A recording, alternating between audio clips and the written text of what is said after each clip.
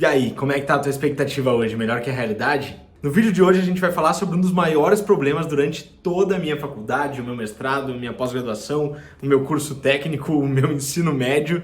Eu tive grandes problemas com a cadeira de estatística, porque eu tinha muita dificuldade em entender como funcionavam aqueles números.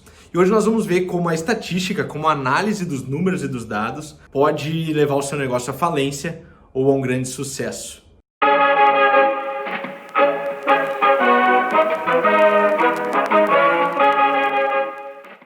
Muitas vezes nós olhamos para os números apenas como números e entendemos que eles são exatos, ou seja, que 1 mais 1 é igual a 2. Mas o fato é que números de pesquisa, do que a gente pergunta para o nosso consumidor, podem nos levar a uma miopia, né? O que se chama miopia de mercado, pode nos levar a ver um problema que não existe ou a não enxergar um problema latente que existe. Números são coisas muito perigosas se a gente não analisar da forma certa. Tanto a gente pode ver que isso acontece hoje, em que ninguém tem certeza de número nenhum, ninguém tem certeza de nada do que está acontecendo, porque um monte de informações e números cruzados podem acabar gerando mais confusão do que a certeza. Então, o que eu quero propor para vocês é falar sobre pesquisa versus escuta.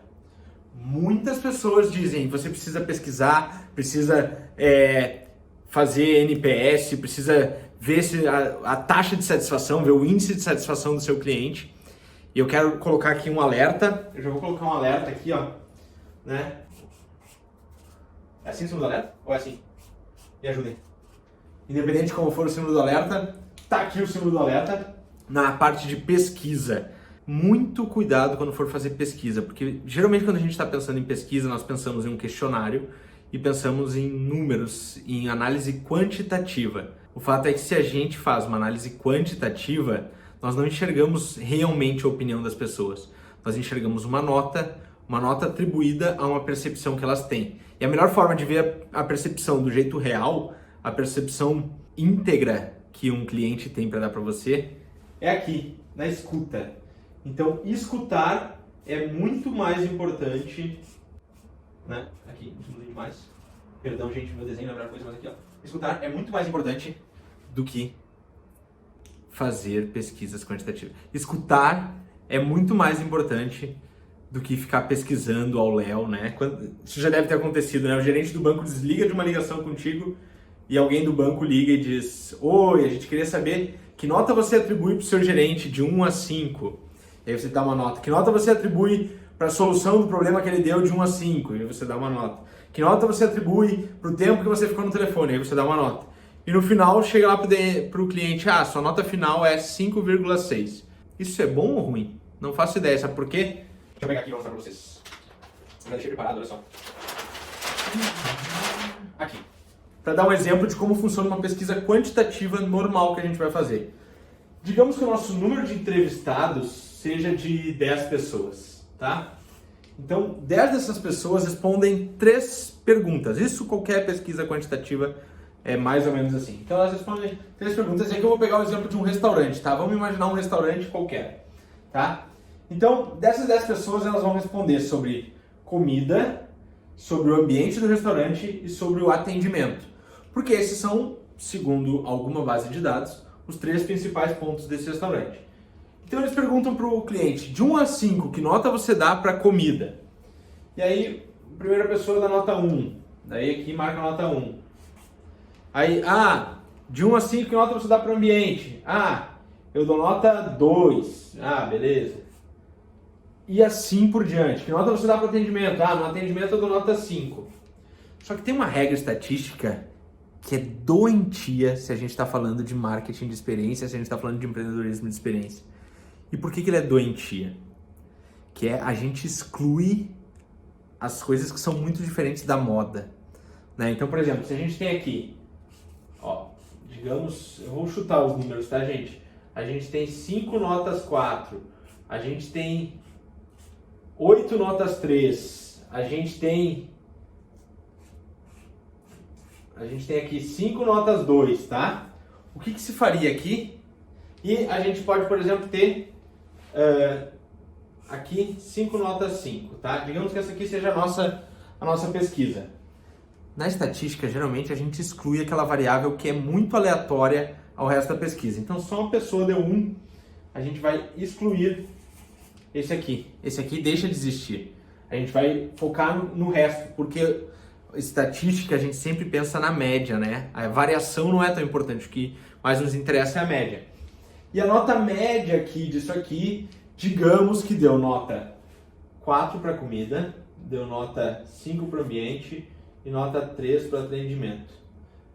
Na média, a gente vai ter aqui 12, né? A nota 12 dividido por 3 é igual nota média da empresa 4, tá? Fiz uma pesquisa tosca aqui, tá? A gente tem uma nota 4.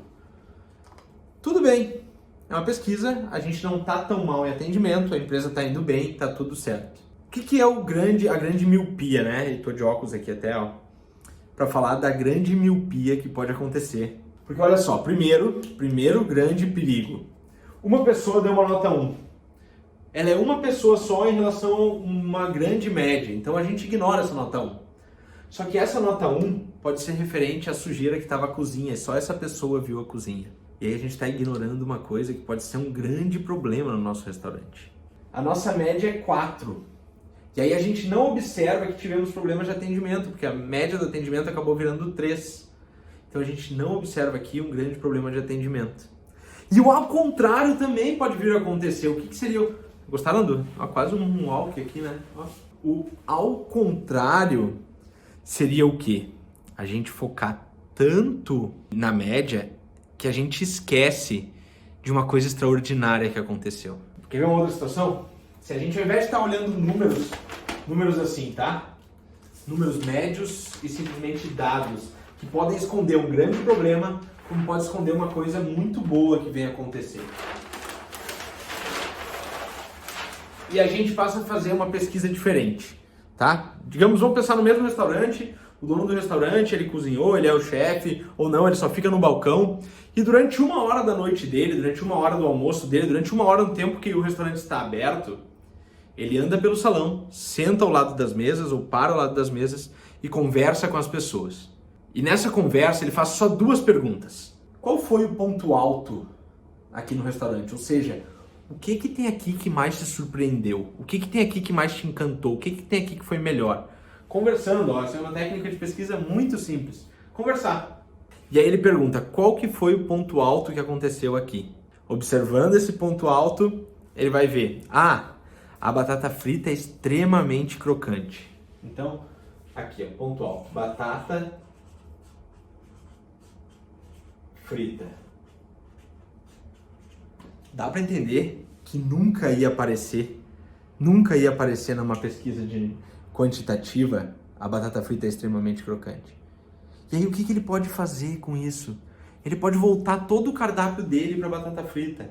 Se mais pessoas repetem o fato de falar sobre a batata frita, se mais pessoas falam sobre algum ponto muito interessante, sobre uma vista, um pôr do sol, uma bebida, um prato, ou qualquer outro ponto, e aí eu não falo só de restaurante, independente do negócio que você tiver, foca naquilo que você tem de melhor. E você só vai descobrir o que você tem de melhor conversando com os clientes.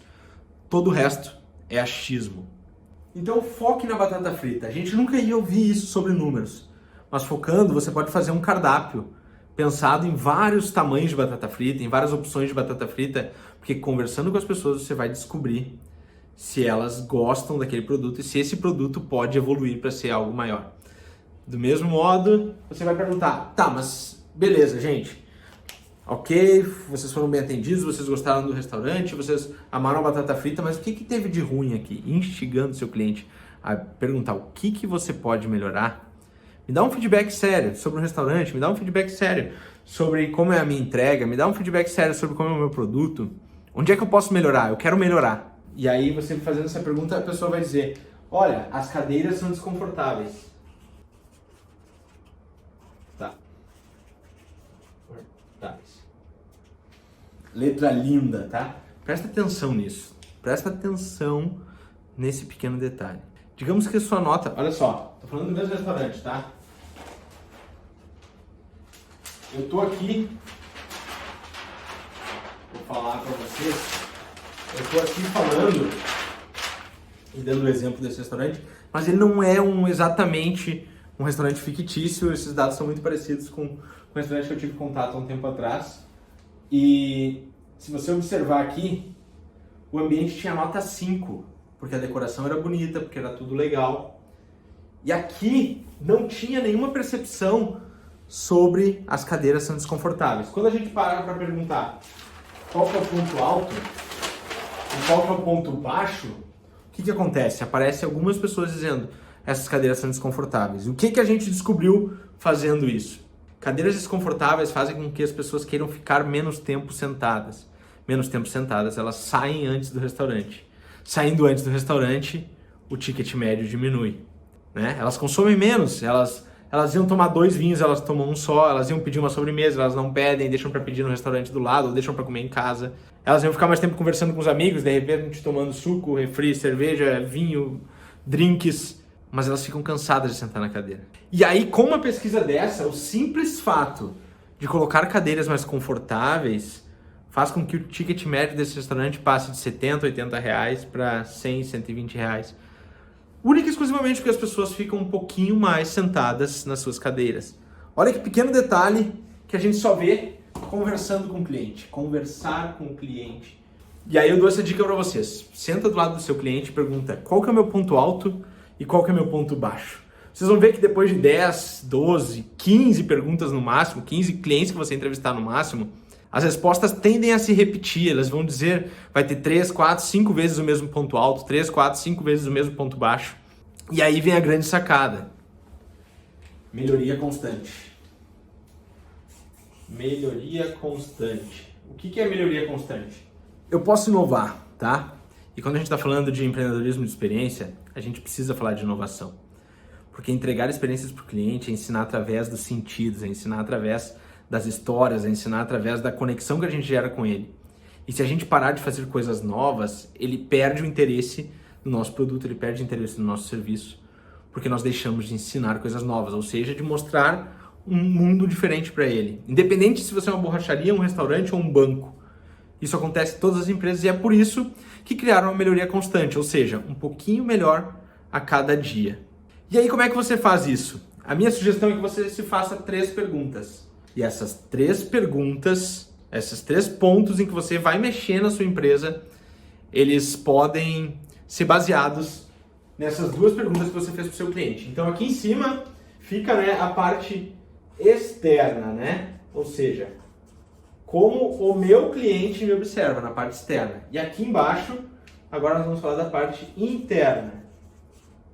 Ou seja, o que eu posso melhorar para que o meu cliente continue cada vez mais apaixonado por mim. E aí você pode responder 3 perguntas. A primeira pergunta é: o que eu faço que eu devo continuar fazendo? Tá? O que eu faço e devo continuar fazendo? Tá? Devo continuar fazendo. Gente, onde é que está a resposta da pergunta número 1 aqui? O que eu faço e devo continuar fazendo?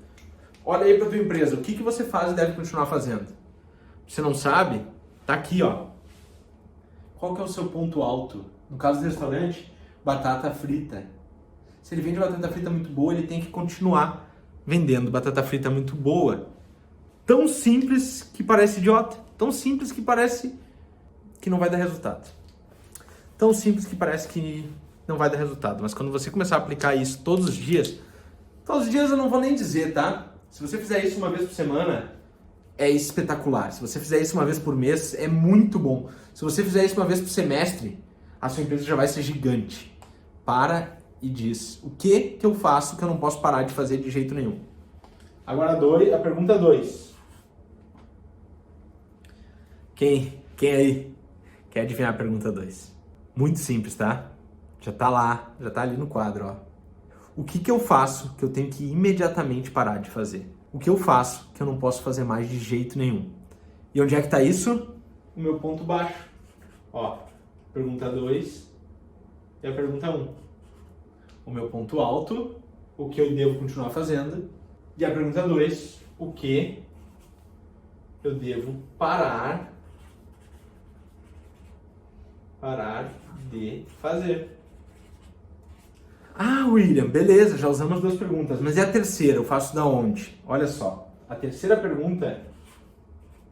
Aqui eu já tenho inovação, tá, gente? Porque eu deixo de fazer o que é ruim, eu começo a fazer mais o que é bom, eu começo a fazer mais o que eu ganho dinheiro, fazer mais o que as pessoas amam, fazer mais o que as pessoas gostam. Eu começo a ser mais extraordinário para os meus clientes, porque eu sou só a nata. Sabe? Tem uma expressão, o puro suco. Eu sou o puro suco. Aquela parte mais gostosa, a polpa da fruta. Eu sou isso se eu começo a fazer só o que o meu cliente gosta. Mas um dia pode ser que ele enjoe, que come filé todos os dias, ou que come lasanha todos os dias. Um dia vai querer uma costela, um dia vai querer provar um prato vegetariano. E aí o que faz? A terceira pergunta. A terceira pergunta é uma pergunta simples e de inovação. O que eu ainda não faço que eu devo começar a fazer? Então, olha só, eu já entendi o que eu faço que eu tenho que continuar fazendo. O que eu faço eu tenho que parar imediatamente de fazer. E o que eu ainda não faço que eu devo começar a fazer? E do dia que eu tiro isso que eu ainda não faço? Eu olho tudo que eu faço e não é. Eu olho tudo que eu já fiz e não deu certo. E aí eu olho para minha concorrência, eu olho para empresas semelhantes só que em outros segmentos, eu olho para dentro da minha cabeça, eu faço reunião com a minha equipe e peço ideias, né? A gente faz brainstorming, peço para que cada um traga uma ideia de uma coisa que eu ainda não faço, mas que eu devo continuar a começar a fazer. Então eu ainda não faço. 15 anos atrás, a Neugebauer, que é uma empresa de chocolates, lançou um chocolate inovador para o mercado. Era um chocolate napolitano, muito comum sorvete napolitano, morango, creme e chocolate. E eles lançaram um chocolate napolitano, e como era? Chocolate branco, chocolate preto. E a Neugebauer já fabricava um chocolate de morango para fazer o esticadinho, que era um produto deles muito conhecido. E dizem que um dia estavam lá na fábrica e o cara que trabalhava na produção, o da limpeza, não lembro exatamente da história, ele pegou e olhou pro dono e disse assim: moço, por que vocês não fazem um chocolate napolitano? A gente junta esse preto, esse branco e o morango e faz um chocolate napolitano. Veio a ideia e eles começaram a fazer uma coisa que eles ainda não tinham feito. E deu super certo, o chocolate é sucesso até hoje. O chocolate napolitano surgiu respondendo essa pergunta: o que eu ainda não faço que eu posso começar a fazer? A minha grande dica para que você evolua no seu negócio e traga mais experiência a cada dia: abandone ou olhe muito menos para as pesquisas quantitativas e se concentre na tua escuta. Se concentrar na escuta quer dizer o quê? Se concentrar na escuta quer dizer que você vai olhar para essas pesquisas, sim, porque elas são importantes, porque elas vão te dar uma média, mas elas nunca vão balizar a tua tomada de decisão. Pensa, uma empresa com nota 4 nunca pensaria em estar fazendo algo novo, ou nunca pensaria em tirar algo, porque tem uma máxima antiga que diz: time que está ganhando, a gente não mexe. Time que está ganhando não se mexe aqui. Time que está ganhando se mexe sim. Time que está ganhando, mas não é suficiente. A gente precisa descobrir por que a nota não é 5, por que as pessoas não respondem: olha, eu queria dar uma nota 6, uma nota 7, uma nota 8. Ou por que eu tenho uma nota 1? E a gente só vai descobrir isso conversando. Como que a gente conversa? Senta na mesa, senta do lado do cliente, liga para ele, manda um WhatsApp, pergunta o que eu tenho de bom e o que eu tenho de ruim, meu ponto alto, meu ponto baixo. Responde 3 perguntas uma vez por semestre. Não quero pedir que você faça mais do que isso. Uma vez por semestre vai lá e responde assim: o que eu devo continuar fazendo, o que eu já faço, o que é bom, o que eu devo parar de fazer, que eu faço e os meus clientes não gostam, e o que eu ainda não fiz e que eu devo começar a fazer imediatamente. Eu sou o William Weber, especialista em empreendedorismo de experiência. A forma que eu consigo transformar produtos e serviços em venda de experiência, assim aumentar a rentabilidade e muito a satisfação do empreendedor, a qualidade de vida do empreendedor. E a gente faz isso aqui, faz isso no Instagram. E eu ficaria muito, muito feliz se você curtisse esse vídeo, se você começasse a seguir o canal, se você também nos encontrasse nas outras redes, William Weber Oficial, ou aqui no Biz Experience. Até o próximo vídeo.